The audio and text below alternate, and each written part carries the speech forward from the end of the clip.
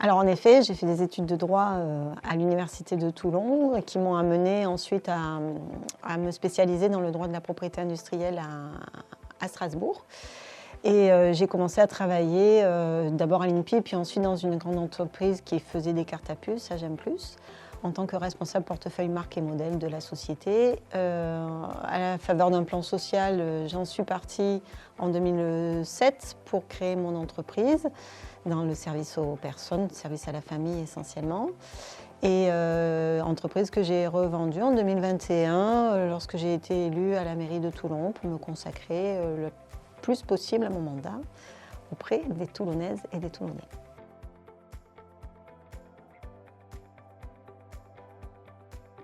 C'est une rencontre, c'est la rencontre de l'agence EBAM il y a 2 ans.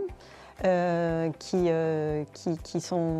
m'ont sollicité parce que je suis présidente de l'Office de tourisme de Toulon et donc ils avaient créé une agence pour valoriser le territoire d'un point de vue touristique. Ils sont venus me voir pour travailler avec l'Office de tourisme, ce qu'on a fait. Donc j'ai rencontré ces jeunes de cette agence qui étaient pleins de, déjà professionnels et puis pleins d'énergie, de bonne volonté, de professionnalisme et d'envie de faire.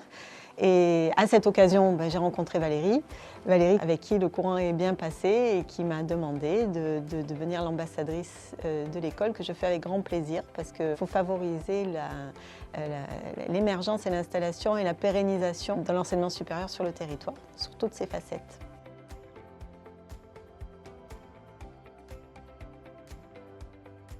Donc pour les Toulonnais et pour ceux qui le sont provisoirement, l'idée, c'est de leur montrer toutes les richesses, toutes les facettes du territoire, de leur donner envie de rester le plus longtemps possible sur le territoire, de leur montrer qu'ici aussi, on peut faire des études supérieures de qualité, trouver un travail épanouissant dans un cadre épanouissant également. Donc l'idée, c'est d'accompagner tous ces jeunes pour qu'ils puissent avoir du plaisir à être ici et rester le plus longtemps possible et attirer peut-être d'autres personnes en leur disant que le territoire est accueillant et qu'on y est bien et qu'on peut y travailler dans les meilleures conditions possibles.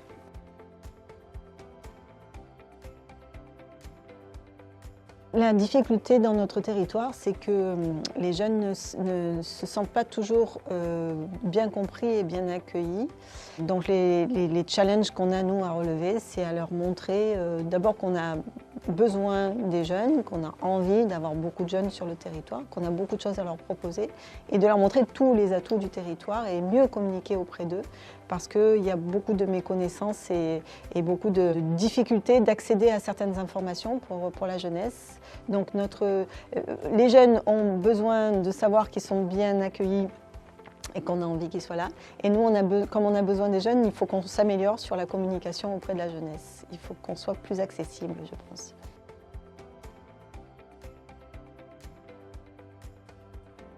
Alors moi, je pense que ce que je peux apporter, c'est mon expérience de femme qui a une carrière derrière elle. J'ai 53 ans maintenant, donc j'ai quelques années valorisées. Mon expérience de maman aussi, puisque j'ai 3 enfants qui sont grands et qui sont passés par toutes ces... Bon, j'en ai encore un en études d'ailleurs, mais qui sont passés par tous ces questionnements. Et donc c'est essayer de montrer que tout est possible et qu'il n'y a que les obstacles qu'on veut bien se mettre qui sont infranchissables en fait. On doit pouvoir y arriver. D'abord j'ai un réseau que je peux mettre à disposition, ce que j'ai déjà fait, ce que je continuerai de faire. Ouvrir des portes, mettre en contact, mettre en relation les gens les uns avec les autres et ensuite montrer qu'en venant d'un milieu modeste, on peut réussir à faire plein de choses valorisantes.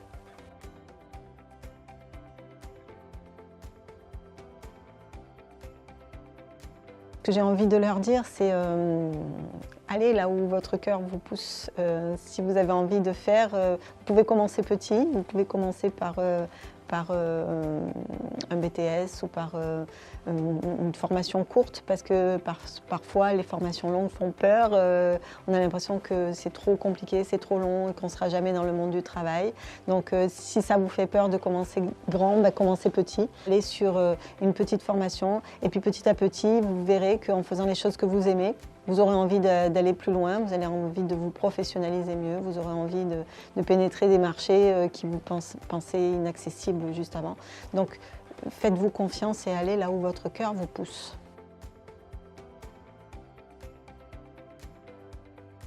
C'est le changement, justement. C'est tout ce qui fait qu'à chaque fois, on sort de sa zone de confort, on va dans des univers qu'on ne connaît pas, qu'on ne maîtrise pas forcément et qui permet de se remettre toujours en question. De rompre la routine, de sortir de ce qu'on connaît pour aller explorer des nouveaux univers.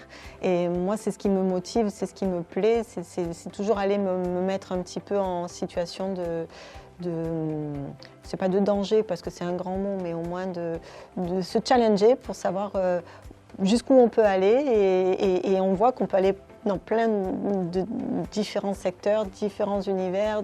On peut faire plein de choses à condition qu'on en ait simplement envie et que ce soit en alignement avec ses propres valeurs et ses propres appétences, ses propres envies. Et voilà.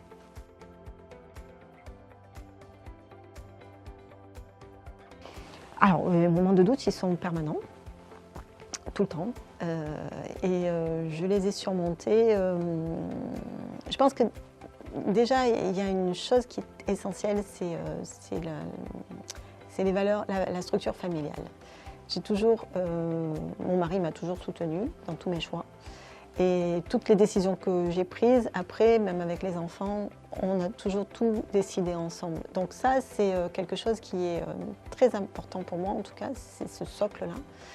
Et ensuite, en se faisant confiance et en faisant confiance au fait que, en étant aligné avec soi-même, on réussit à battre des montagnes et qu'à un moment donné, si on doit renoncer à quelque chose, c'est pas forcément un échec. C'est simplement que c'était plus pour nous à ce moment-là, c'était plus en phase avec ce qu'on voulait à ce moment-là.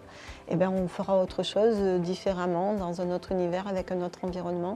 Mais ces moments de doute, ils sont permanents, mais ils permettent d'avancer tout le temps. Si on ne doute jamais, je ne sais pas qui ne doute jamais en fait. C'est pas possible de ne pas douter.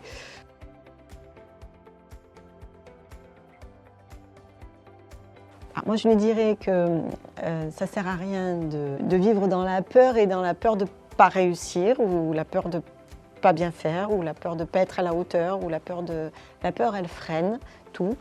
Je lui dirais, fais-toi confiance, fais confiance à tes ressentis, à ton cœur, à ce qui t'anime. Et va toujours là où tu te sens en phase avec toi-même. Et essaye de savoir qui tu es, même si ça prend toute une vie pour y arriver. Mais c'est une quête qu'on doit commencer le plus jeune possible parce qu'en fait, ce qui nous fait vibrer, c'est nous le plus profondément possible. Et donc je lui dirais, fais confiance à ce que tu ressens, parce que ce que tu ressens et qui t'apporte de la joie et du bonheur, c'est sur cette voie-là que tu dois être. Et c'est ce que j'ai dit à mes enfants et c'est ce que je dirais à tous ceux que je croiserai, je pense. Les jeunes ne doivent pas faire ce qu'on attend d'eux, doivent faire ce que eux pensent qui est bon pour eux. Voilà. C'est pas les parents, c'est pas la société, c'est pas qui doit dire. On est tous faits d'une sorte différente. On est tous différents. Et on ne peut pas dire à quelqu'un, toi tu feras ça, toi tu feras ça, toi tu feras ça, avec ses propres prismes et ses propres... voilà. Et les jeunes vivent aujourd'hui malheureusement dans un climat très anxiogène, avec le climat, maintenant avec les difficultés géopolitiques qu'on rencontre, avec l'avenir de la planète, avec tout ça aujourd'hui c'est très anxiogène. Donc il faut essayer de rester dans raison gardée, de rester dans une bulle positive et de se dire on arrivera toujours à s'en sortir quand on a envie et quand on fait des choses qu'on aime, on arrivera toujours à s'en sortir. Le bon ingrédient à la bonne dose qui correspond à chacun. Il y en a qui auront besoin de plus de travail, d'autres plus de réseau, d'autres plus d'un bon équilibre entre vie professionnelle et vie privée. Il n'y a pas de recette miracle, chacun doit trouver ce qui le nourrit, ce qui lui apporte quelque chose. Mais il y a quand même un bon équilibre à trouver. L'équilibre, c'est essentiel. S'il y a un déséquilibre, à un moment donné, il y a rupture. Donc chacun doit trouver son bon équilibre, mais doit le chercher aussi, cet équilibre. Moi, c'est la foi. C'est la foi en l'être humain, la foi en la capacité de chacun à donner le meilleur de lui-même. C'est l'optimisme, c'est la curiosité. Et je crois que si je dois transmettre quelque chose, c'est ça, c'est avoir confiance en soi, avoir confiance en l'autre, avoir confiance en la vie. Et elle nous mènera là où on doit être.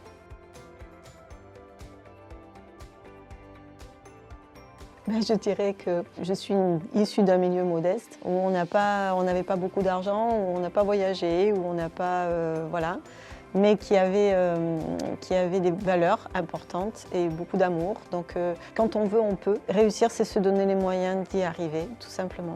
Donc il faut se faire confiance et il faut aussi avoir l'ouverture d'esprit d'accueillir ce qui nous arrive dans la vie parce qu'il y a des beaux cadeaux qui arrivent et il faut savoir les voir, et il faut savoir les prendre et il faut savoir en faire quelque chose et le transmettre après aussi.